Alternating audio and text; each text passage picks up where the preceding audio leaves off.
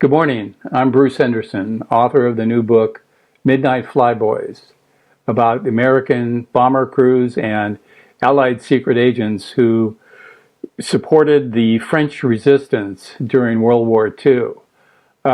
This is a story that came to me from the granddaughter of one of the pilots who flew these missions. And she had found in her mother's attic letters that her grandfather had written, various medals and reports of his. She'd never met her grandfather, but she set out to find out what he was all about and the man that she didn't know. And as she got into this, she decided this was a possible book that somebody should write. And she brought to me, and I was really glad she did. I've written a number of books on World War II, but never had done anything on pilots or aviators, which is rather interesting because as a boy of 9 or 10, I opened a suitcase at my grandmother's house, which had letters and medals and reports from an uncle I never met, my grandmother's youngest son, who was a P-51 Mustang pilot who was lost over the North Sea during World War II. And so I'd had this really kind of kinship for pilots and aviators, and I had interviewed over the years a lot of the pilots who had flown with my uncle. But for some reason, I had not yet done a book about aviators, about flying. So this really became a very special project to me. It's actually about Operation Carpetbagger, which began in the late 1943. September, October. It was decided that Americans needed to get involved in the support of the networks, the resistance networks that the British had begun setting up in France as early as 1940, right after the German invasion of France.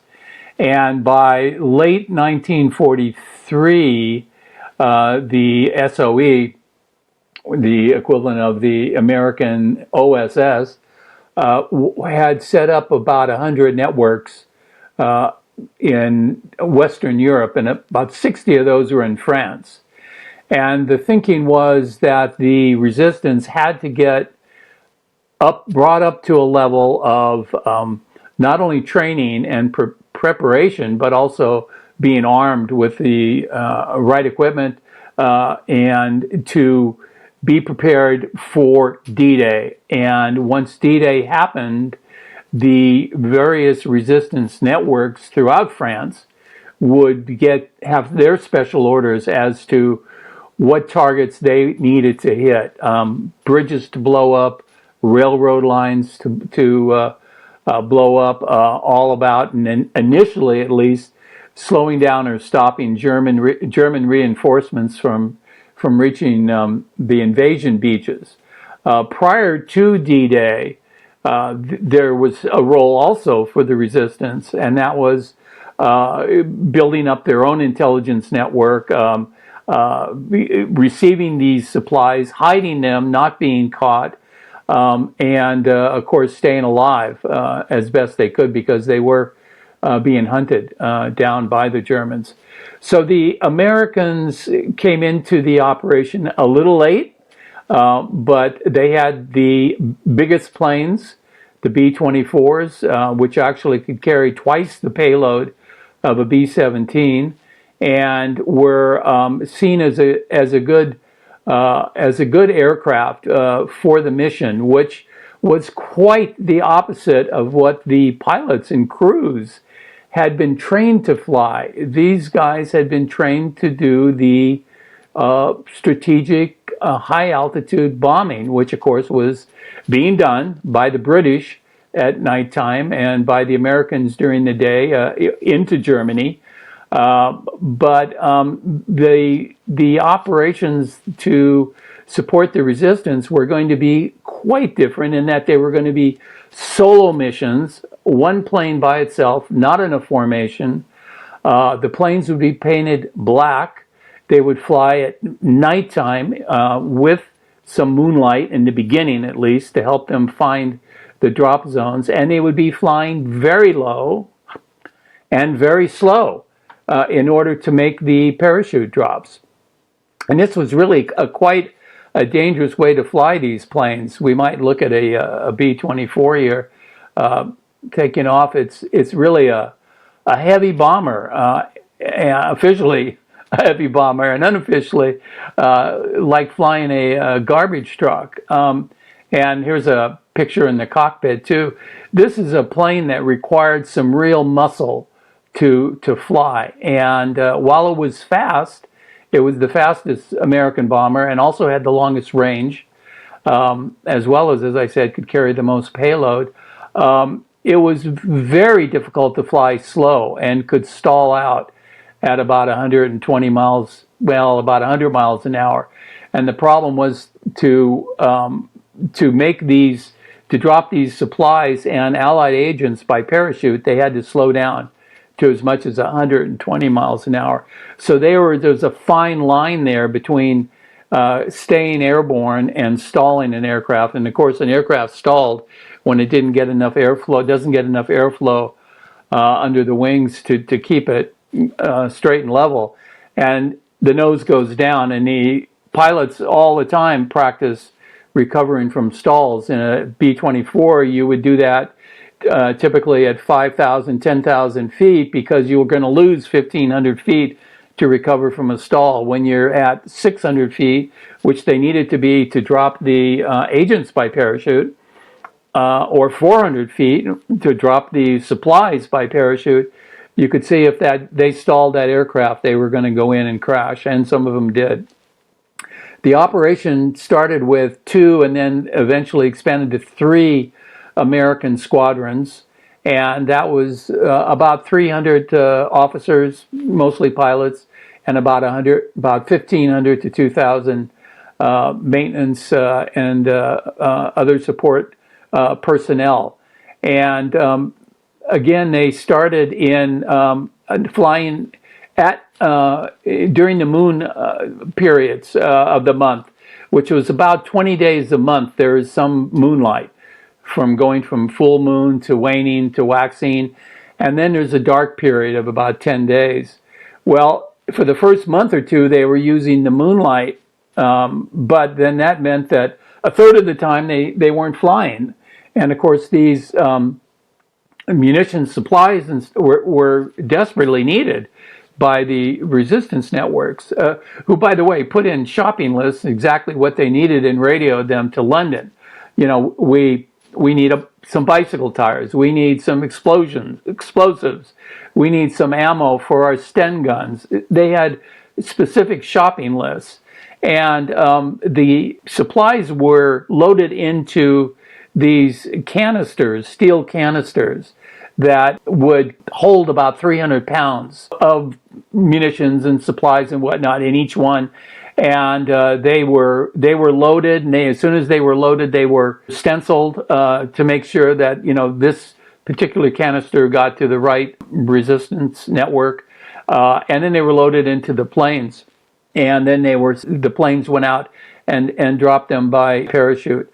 The planes started initially only carrying supplies, but about 2 months into this operation, they began also dropping Allied agents, and I'll get to that in a minute. But I also want to tell you that I covered not only the flight crews and some of the aviators, but I also wanted to see what happened on the ground.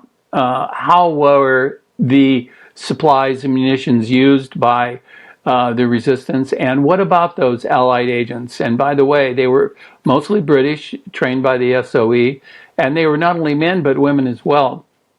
I started with the crews, and the Simon crew, for example, is one that I followed, and their pilot, Murray Simon, pictured here, he was only 22 years old, 23, and when their plane was hit by fire during a mission, he stayed with the at the controls to make sure that his crew had enough time to get out, and they did. And Murray also made it out. And by the way, that was an ethos, if you will, of a bomber pilot during the war.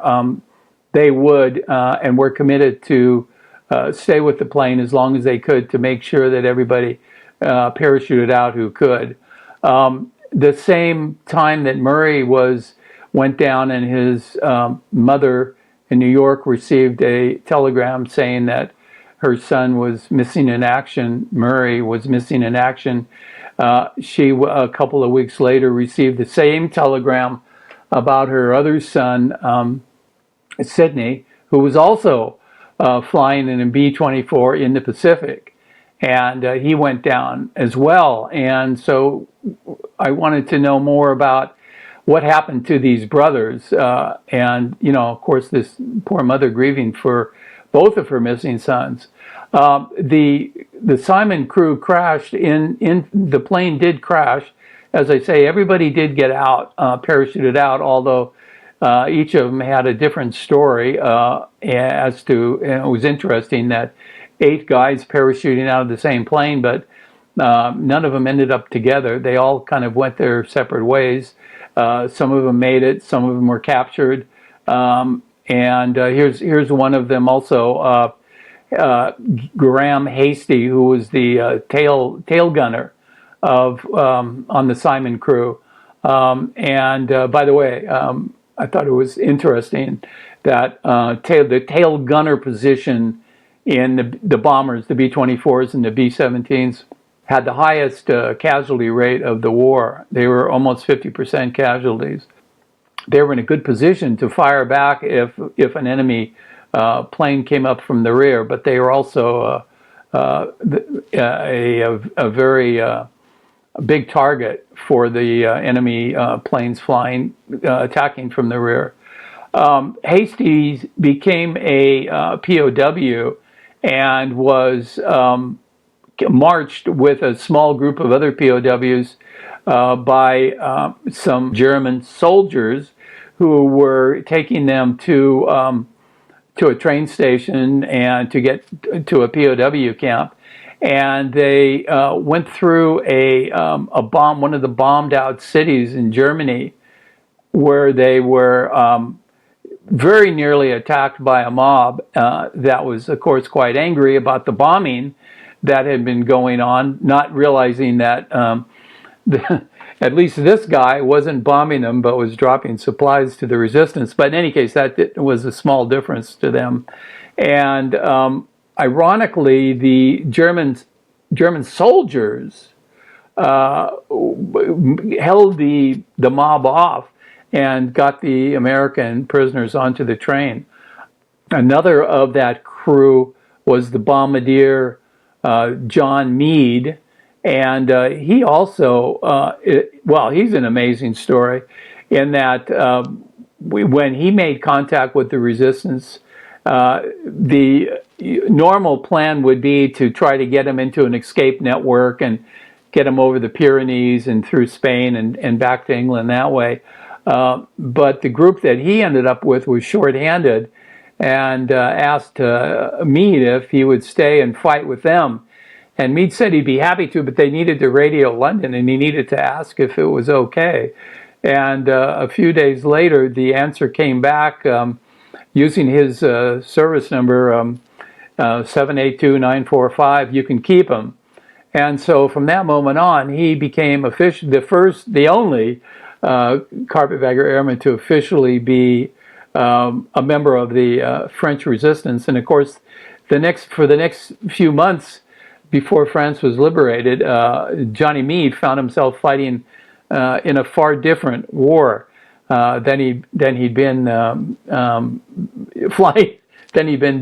the plane previously. I also, as I say, was very interested in the agents, the secret agents, the spies, all the folks that were parachuting out to join up with the resistance and help them organize. They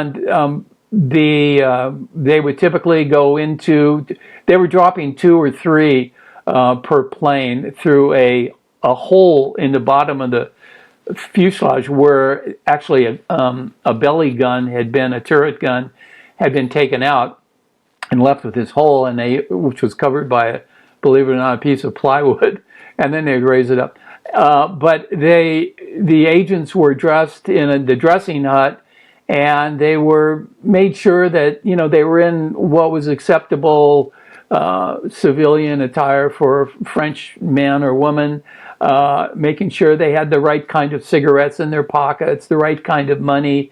They even gave them, of course, false ID with photos of their families, supposedly, and making sure they weren't carrying anything on them that would reveal them as being who they were otherwise pretending to be. And then they were put in the planes, and when they got over the area where they were to jump, they went through the what was called the Joe hole, and the reason it was called the Joe hole, Joe, was because the male agents were known only as Joes to the crew of the plane, and the female agents were known only as Josephines. And the crewmen on the plane never knew their real identity and never knew really, in fact, where they were dropping them, other than this field in the middle of France. And that was, of course, to protect them in the event that the plane went down and the crew was captured.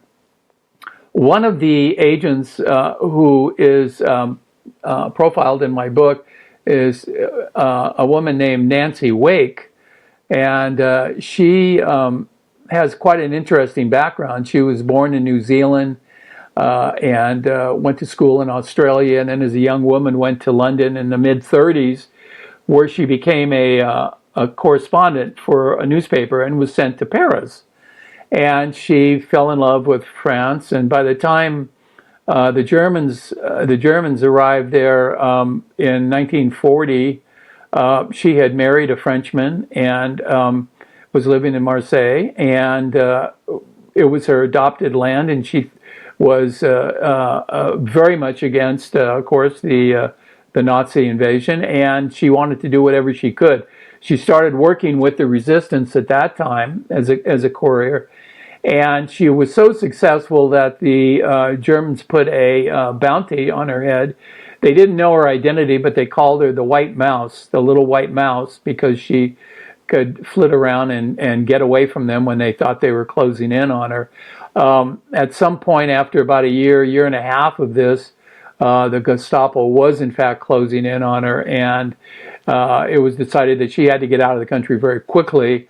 Her husband, who was an industrialist and had a business to run, promised that he would join her in London within a month as soon as he could get out. And so she left without him and got to London and was waiting for him to join her. And he never did.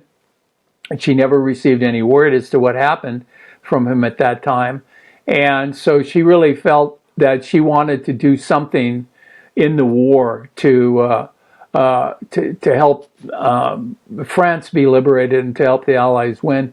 So she volunteered with the SOE, the French department, and of course they were looking for folks who could speak French with great fluency, not just what some people thought they could speak French because they took it in school, but no, that wouldn't have passed. Certainly, any French people who heard them would peg them as being non-French. But she spoke been there enough years that she spoke like a native, and was very valuable in that she was dropped by parachute by the Carpetbaggers and was a courier for a network in central France, and was not only taking messages to and from various groups, and by the way, that's one reason why women were particularly valuable,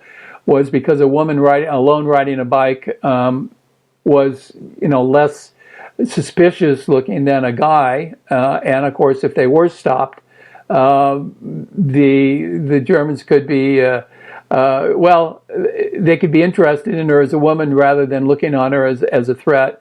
And anyway, she did she was fighting side by side with the resistance forces, and one of the resistance leaders said that she was the most feminine woman he had ever met until the fighting began, and then she fought like 5 men.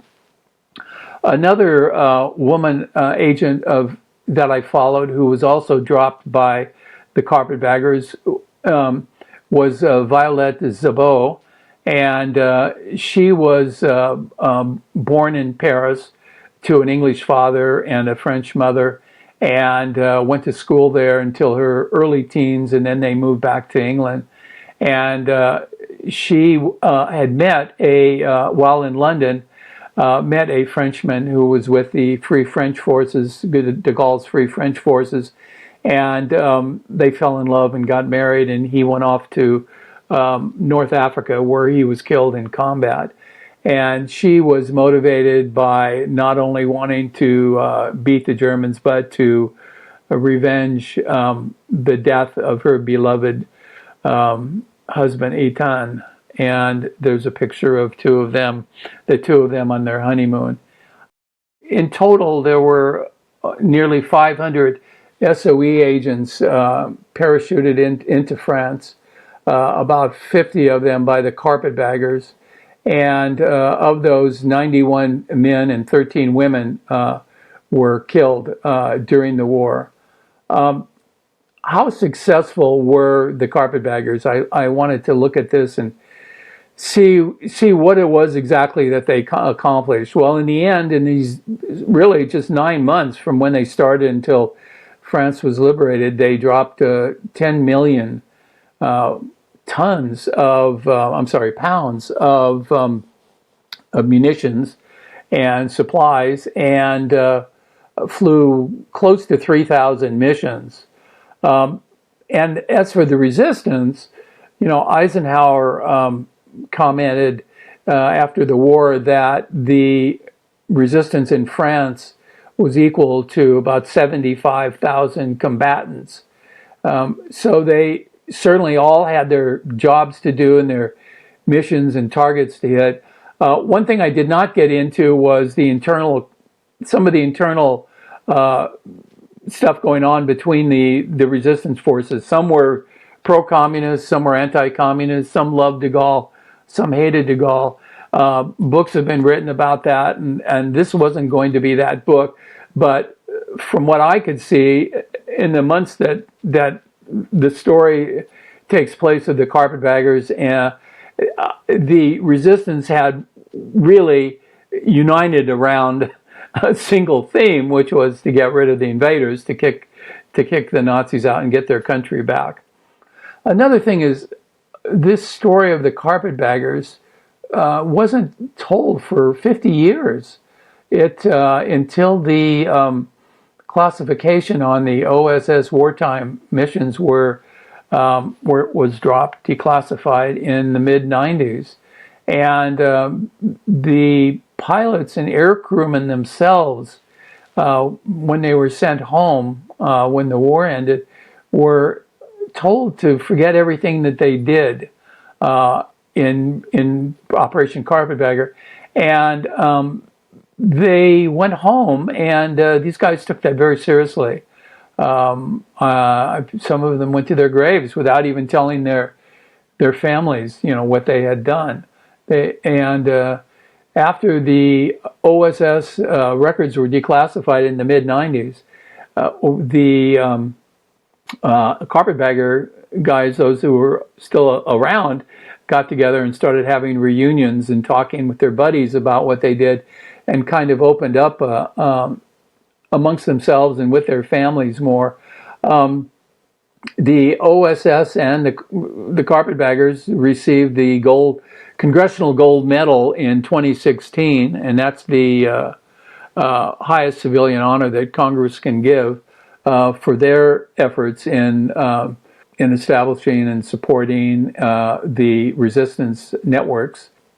So they finally, belatedly got some recognition for what they did. The Carpetbaggers lost close to 300 airmen and about 40 aircraft in the war. They were flying operationally about 36 to 48 planes at all times. And so they were losing them both by ground fire, anti-aircraft fire, and occasional German fighters, and also just by accidents, hitting the tree line, running into a hill at night. Since they were flying so low and so slow. When I started the book, there were only 3 carpetbaggers still alive. And that, of course, is increasingly becoming a problem for those of us who write World War II books. And this great love that I've had for telling these stories of this generation, I've written, as I say, several World War II books. My favorite part was meeting these guys, and breaking bread with them and getting to know them. And that's there are fewer of them around now. That's much harder to do. Now we have to get stories from oral histories and memoirs that they've written, interviews that they've given previously. It's a different way of putting their stories together. But the 3 that were alive when I started the book, and in fact, as of now, they all 3 are still alive to see the book come out, which I love. One of them is Bill Becker, who was also a tail gunner on one of the B-24s, and at age 99, he made it back to the reunion, the D-Day reunion last year, and he was very motivated to do so. In fact, he told me that he'd put his suitcase out in the living room and had it there for 3 or 4 months before the event to just remind himself that he needed to stay alive long enough to go back to Normandy. And so he was on one of the flights, and when he got off and stepped onto French soil, his comment was, "I made it." And there happened to be a New York Times reporter there who jotted down that statement, and it became the New York Times quote of the day in their big coverage of the anniversary and the celebration ceremonies and whatnot. And he was on the front page of the New York Times with his picture, and he's a proud vet, as well he should be. That's the story. I hope I've hit some highlights and interested some folks in reading the book, and I'm happy to take your questions, and thank you for this opportunity. Hi, Bruce. How are you? Hey, Alex. I'm doing good. You're joining us from Portland, Oregon. I never moved there. I'm still in Northern California. You got the old bio, I guess. Oh, my goodness. That's not very... I'm really good at these faux pas, but anyway, you look... No, it's not your faux pas. It's ours. We were all ready to go. I'm good. Great. Okay. Hey, we're in California. Why move? Well, the National Guard haven't been put in Portland yet, or I don't know, but and they're not coming to California because you guys are going to stop that. But anyway, wonderful book. I congratulate you on publication. I'm a little bit envious that you topped the New York Times bestseller list. That's what did that feel like? Can I just get really personal now? What did it feel like? I have to tell you, it was only my second book that I ever wrote, and it was in some years ago, back in the 90s, and we sold it for a network miniseries, and in those days, the New York Times had a phone number you could call every Thursday starting at 8 in the morning to find out what the bestsellers were coming up Sunday, right? Yeah. So out here in California, I set the alarm 5 o'clock, And I listened, and that tape recording started at number 10. And this is our week that we were published, right? And with the miniseries out the same week. This is the week we're going to hit the list if we do it all. This is it. 10, no, 9, no, 8, 7. Oh my God, we're not on the list. And got to 1. And the Sea Will Tell by Vincent Bugliosi and Bruce Henderson. It was a true crime title. And I remember I called Vince. Vince was the prosecutor of the Manson family way back when. And I gave him the news, and he said, well, Bruce, I just want you to know something. They can never take this away from you, number one. And they never have. It's still on the cover of all my books. Well, that what do they say? Crime pays. I guess. So, why did you write this book? I mean, I also wanted to mention your Uncle Bob. Right at the beginning, you talk about your Uncle Bob, and Yes. I love your description of his generation, and you say his was a shining generation, many of whom died before their time in faraway places, defending freedom in a global war. I was struck by a statistic I came across recently that almost 3/4 of the 16 million Americans who served in World War II were actually based abroad. And when we say abroad, we mean thousands and thousands and thousands of miles away. Who was Uncle Bob, and how much of a role has he played in your writing life?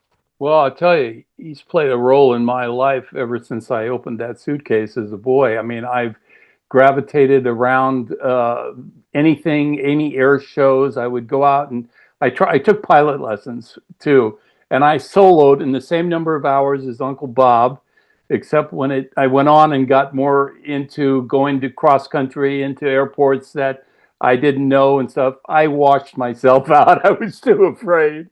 But I really embraced this uncle as a pilot who I never knew and I knew in my boy's heart would have been the coolest uncle, right? Yeah. And but what's funny, when I got into books, I was doing Arctic adventure, I was doing true crime. I did a book with Joe Montana. I was being a commercial writer, and I haven't yet, even with 5 or 6 World War II books, I hadn't done anything about pilots or airmen. And when this story came to me, it was like, hello, yeah, this is really natural. This is what I want to do. And I get into a lot of the flying, I think, as you see, but and it's scary stuff in those planes back in those days, flying those missions. And I tried to portray that and kind of put the reader in the cockpit, if you will. Why did you choose to do this particular story at this time? Well, again, it came to me from the granddaughter of one of the pilots, and it sort of opened up that world. I wondered how many more were there around, and it's amazing how many families also have suitcases in the attic. And I always reach out to the families, like we all do, right, when we're writing these books. But it's amazing how many people have stories that have yet been to be told. And no, I embraced it from the beginning because it was about flyers. Did you know, I read this recently, that the highest rate of alcoholism of any servicemen in World War II were fighter pilots? Is that right? I've not seen that. Yeah, I mean, it's very interesting. What is it about being a pilot that would lead to that kind of dependence Well, or that kind of lifestyle? I more than the guy in the foxhole Oh, being yeah, yeah. mortared. I don't know the answer to that. I do know that the fighter pilots were a breed unto themselves. They were smaller, kind of. They had to be smaller. Those cockpits were pretty small in those days, and they had to be athletes. And they had a kind of a spirit about them. I think that, by the way, I should tell you, so if you're going to ask me at the end what my next book is going to be, I'm going to write about my uncle. I'm going to write about the Okay, well, yeah, pilot. I was going to ask you that, but now you've covered All it. right. Thanks. Okay. I ruined that. The bomber pilots were a different kind of people. In fact, I remember my grandmother telling me that her son Bob had told her that he chose not to be a bomber pilot. Why? Because he didn't want to be responsible for 8 or 9 other lives. If he made a mistake, he wanted it to cost himself, but not, a whole. And so those guys that flew the bombers were they did have the ethos that they would be the captain to leave the ship last, and they would try to get their crew out and first, and some of them, of course, died because of that. So you go to some pains in your book at the end, and you mentioned it in your presentation, to talk about how effective the carpetbaggers were. 10 million pounds of supplies, 500 agents, special forces, etc. There's a long-running debate about the effectiveness of the resistance of special operations, etc. And authors such as the much esteemed Max Hastings, they basically argue that it was really a bit of a sideshow. It makes for good stories, it makes for fantastic books, but it really had a very limited impact. And certainly in France, because the thing that really would have changed the game would have been if we'd actually armed the resistance on the ground properly. And we didn't do that because most effective members of the resistance and resistance organizations were communist. And the last thing we wanted to do was to have a communist takeover of France and other countries after the sacrifice of so many American lives. What do you think about that argument that this is kind of a bit of a sideshow, makes for great movies, it's really dramatic, etc., but the actual impact wasn't that great? I don't know. I think there's a bit of revisionism there. I do know that at the Carpetbaggers airfield once, there was a resistance leader who had returned to London prior to going back to France. And he came out and he spoke to the pilots who were making these missions, these crews. And one of the questions was, how much of this stuff that we're dropping are you actually getting Yeah. into these fields? And he said, about, if counting, some of it gets taken by the Germans before we can get to it. Some of it gets misdropped into places that we can never reach. He said about 70%, and then he got a smile on his face and said, but we put that to good use. So from what I could see, nobody in London was going, let's not drop guns to this group because, I mean, I don't know. Maybe they were, Alex. This is not about internal stuff about the resistance forces, but I think those SOE networks that were set up, I mean, if you read SOE by Foot's book, you'll see all of them by name. You'll see the dates they started, when they. I don't see any asterisks on those that, oh, let's not arm them because they lean communist. Maybe that was happening internally at the SOE and OSS. I don't know. All I know is that the targets were being picked in London and the orders were going to the carpetbaggers for these specific shopping lists to these areas. So how effective were they? I don't know. I'm sure they weren't all effective, no, but Eisenhower was a big believer in them, even after the war, thought that they were quite effective. In fact, he even made a bolder statement because, of course, there were resistance networks in other countries, Belgium, Norway. He said that the resistance efforts in Western Europe shortened the war by 6 months. Yeah, that's a very good point. Thank you for making that. Don Patton, who joins us almost every week, he's out in Minnesota, and he says, we have a carpetbagger veteran here in Minnesota and active with our World War II roundtable. That's one of the three. That's one of the three still alive. Yeah. Well, that's also Don's way of promoting his wonderful World War II roundtable. Tell us about the three guys that are still alive. I'm amazed. How old are they? Well, of course, they're all 100 by now. Yeah, well, I mean how old? I mean, they're 102, 3? Yeah, well, 101. I think I don't know how old Don's fellow is, but Becker now has got to be 100, 101.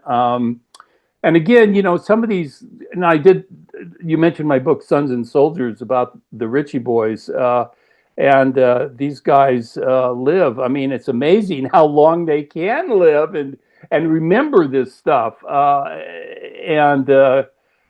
you finding it the case that it's harder and harder though to find them when you've got specific stories and books you're trying to do? Well, I mean, if you can find someone that was, if you can find a D-Day veteran who's compos mentis and actually was there, I mean, 10, That's what I 15 mean. years ago, there were lots of them, as you know. I mean, Lots of I remember the halcyon days when, 25, 30 years ago, they were all retired. When they weren't playing golf, they sat by their telephone, and you could go through a telephone directory. And in a day, you yes, could talk to 10 World War II veterans. It was the most, yeah, it was like going yeah, fishing. Who am I going to yeah, catch today? Oh, yeah, first yeah. wave, Omaha Beach, whoop, in the telephone directory. And today now, if some of those guys hadn't sat for oral histories back then or Yeah. interviews or left anything, their stories aren't going to be told by people like us.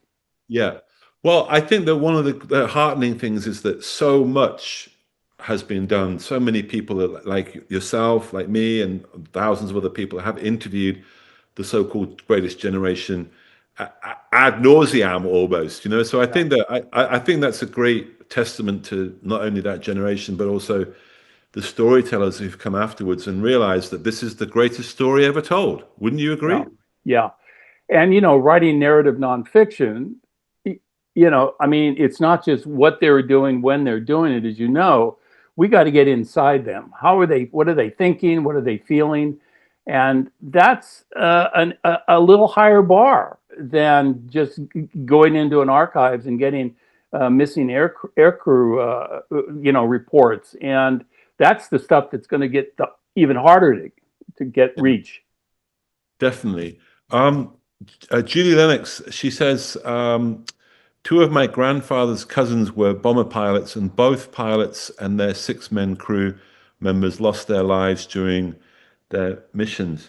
How dangerous was it to be a carpetbagger as compared to, say, in a B-17 bomber crew in early Oh, 1944? oh my God! Some of those losses were horrific. I mean, there were entire squadrons wiped out. I don't do that kind of percentage Yeah, casualty rate. I gave the numbers on how many carpetbaggers were lost, but those bomber formations that were just going along 100 planes and trying to protect each other with their guns and not getting escorted until the P-51s came in March uh, 44. The Germans would just wait for the fighters to turn back around and go to England, and then hit the bombers as they were wending their way toward Germany. And it was just they were sitting ducks. So choose your poison. I mean, the Carpetbaggers was an entirely different kind of dangerous mission. yeah. I mean, ironically, probably less dangerous than being on a Schweinfurt or Regensburg raid. You Probably, more likely yes. to live. One of the things that is often overlooked about the run up to D-Day is that the highest losses for the Ninth Air Force and the 8th Air Force were in April of 1944 because Mm, of doing exactly what the carpetbaggers did, which is you had to get low, you had to have specific targets, and therefore you couldn't just drop a bomb from 10,000 feet. right, right. What a statistic that really interested me is the percentage of tail gunners. Am I right? The tail gun. Yes, yes. This is Wasn't that something? extraordinary. 50%, the Yeah, highest casualty rate in World War yes, II. yeah. And in fact, I saw a statistic that if you took that on an average per mission, a tail gunner could be expected to survive 5 missions, and they weren't going to top out until they got to 25 or 30. That kept moving. Unbelievable. I mean, they were just yeah, they were targets, sitting targets.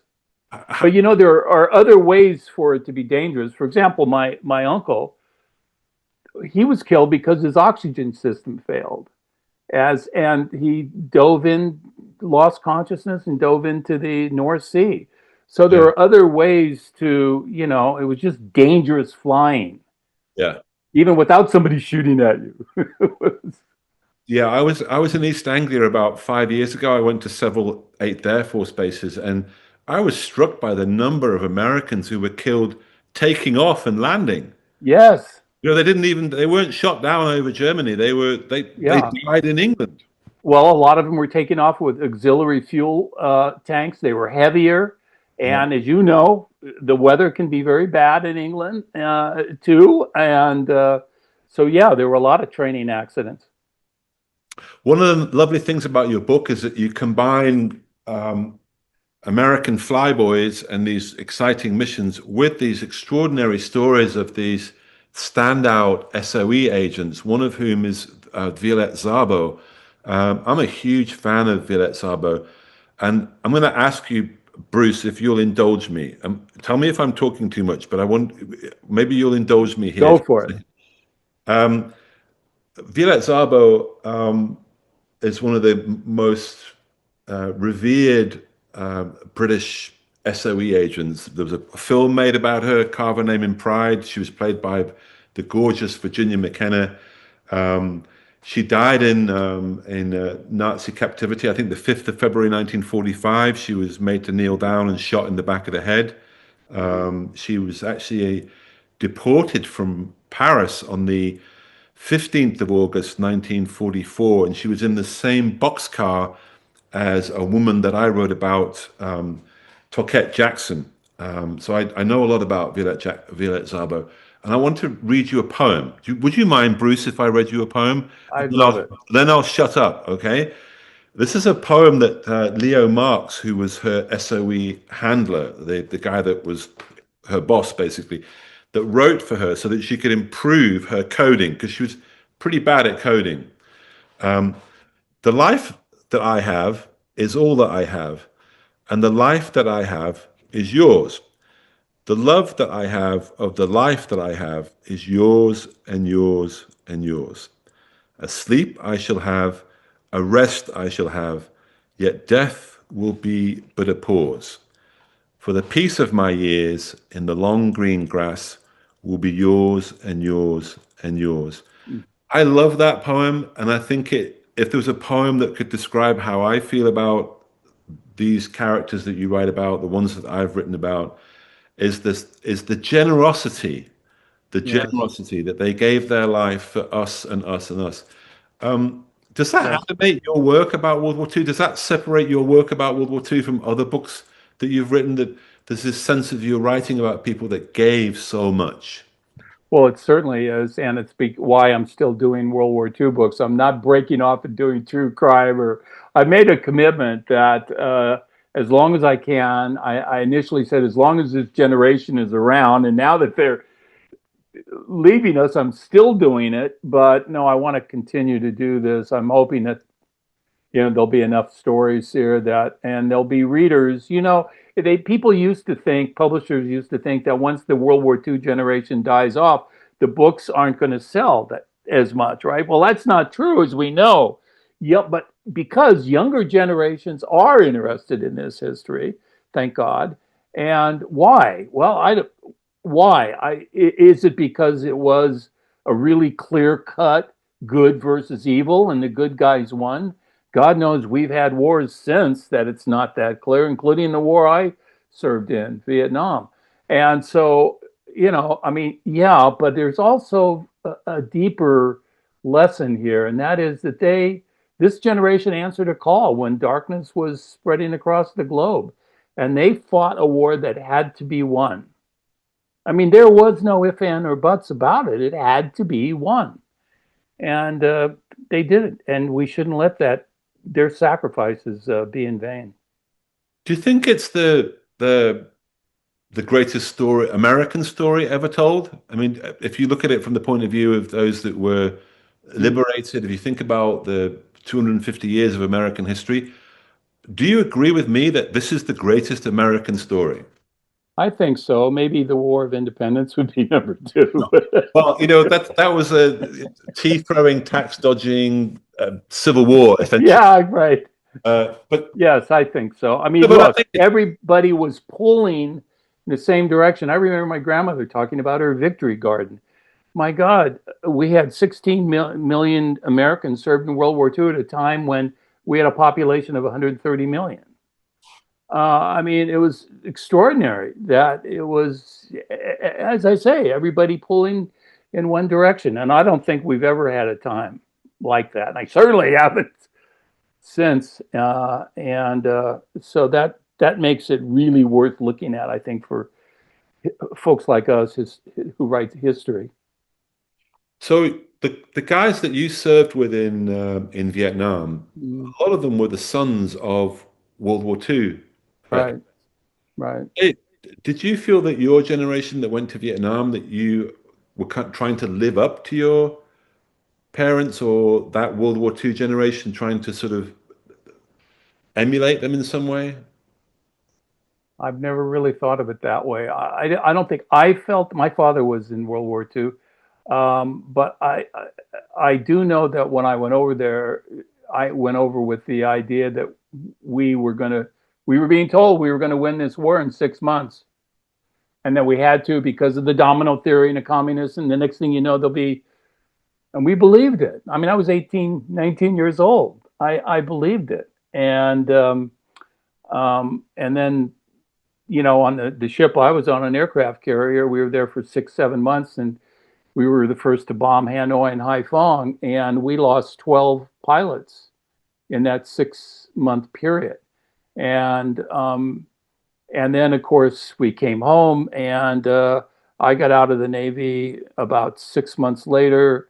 And 6 months after that, I was growing long hair, and I was on Venice Beach in an anti-war demonstration. I mean, it was pretty quickly that I turned around and said, "Whoa, this isn't what we thought it was. This isn't happening." Um, and it's hard, I think, for folks who did fight in Vietnam to honestly have any real. I have great pride in the men that I served with there, and certainly those that did sacrifice their lives. But I don't think any of us look on that with any kind of like a badge of honor other than we served. We were called in and we served. But was it a war that we should have been fighting? I think most of us would think not. Do you think that the notion of service is something that we need to be worried about? That not enough people are prepared to do what you did and to serve their country Today, voluntarily? I mean, I don't today, mean, but actually voluntarily serve a cause. about the current, I don't know. Honestly, Alex, I don't know the answer to that. I would Right. hope that if the time arises when we need them to, but then, Alex, I look at how the military is being used sometimes for less than valid reasons, shall we say, having more a lot to do with politics and posturing. So, boy, that can work against the young folks, men and women, wanting to step forward to serve, I think. What was the most interesting thing about the book? What was the thing that really was there a moment where you went, "Oh my goodness, I didn't know that really surprised you"? Um, well, I was continually surprised about how long it has taken for the story to come out, and for somebody to write this book that I wrote, because it's a smaller story. Yes, I mean it's not the story of D-Day, but it was so rich, and I kept going. Yeah, it's like a scoop. It goes back to my newspaper days. So I was really surprised that it took this long for it to come out. So, just going back to the carpetbaggers who are still alive, where are they apart from Minnesota? Well, we have Becker in Southern California, and last I knew the third one who really I wasn't able to interview, but I think he's in Kansas. Mm.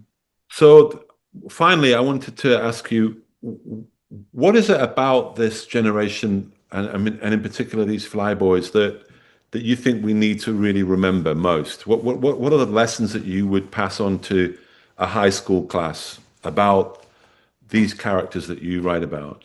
In 3 words: duty, commitment, and mission. And they had that. And I think that's a lesson for all of us. How about resilience? How about You could throw that into. right? So they're very good models. They're very good inspirational models for young people. You know, if you think it's tough, try being one of these guys. Yeah, absolutely. So I want to say thank you, Bruce. It's great. I hope it's a beautiful day there. It must be what, 3 hours? It must be almost 10 o'clock. Yes. Yes, it is. Going Yep. on 10. Thank you. Well, I just want to wish you the best with the book. I urge everybody to go out and buy this book, one of Bruce's many great books.